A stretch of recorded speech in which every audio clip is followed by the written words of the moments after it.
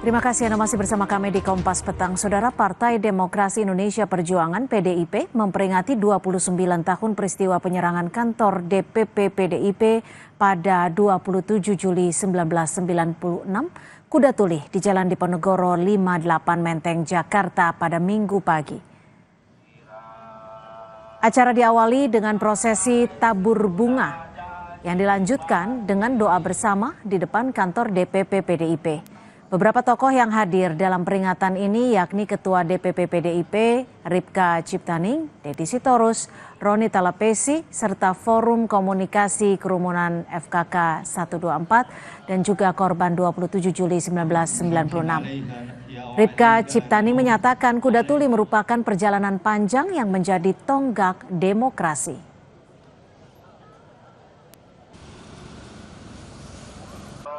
Dengan Kuda Tuli ini, jadi tonggak terjadinya reformasi itu karena adanya Kuda Tuli. Dulu kan Mbak Mega ini dijadikan lambang perjuangan rakyat, ekstrimnya lambang perlawanan rakyat. Karena rakyat 32 tahun terkungkung tidak boleh bicara politik. Nah, begitu muncul sosok Megawati yang dijolimi oleh Soeharto waktu itu, diadu dengan bonekanya yaitu Suryadi, terjadilah perlawanan rakyat waktu itu. Di tempat ini terjadilah perampasan gedung dan sampai daerah-daerah, sebenarnya bukan di Diponegoro 58 aja.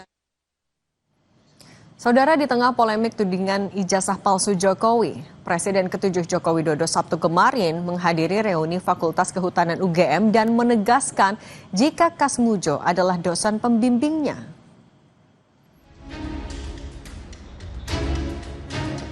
Di tengah kasus tudingan ijazah palsu, Presiden ke-7 RI Joko Widodo Sabtu kemarin menghadiri reuni Fakultas Kehutanan Angkatan 80 UGM didampingi istri Iriana Jokowi. Dalam reuni tersebut acara diisi kegiatan seremonial, diskusi secara sederhana dan semi tertutup.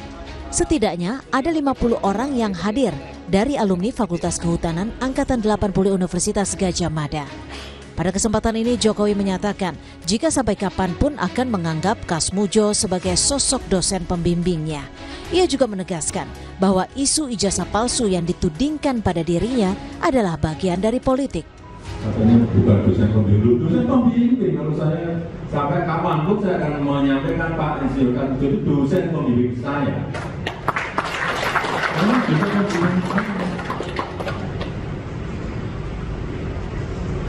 Iya, itulah yang namanya politik.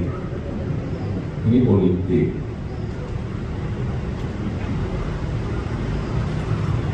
Mestinya kalau yang namanya ijazah asli itu kalau Ibu Rektor sudah menyampaikan ijazahnya dikeluarkan oleh UGM, Bapak Dekan Fakultas Kehutanan juga sudah menyampaikan bahwa ijazahnya asli dan saya kuliah di situ sudah.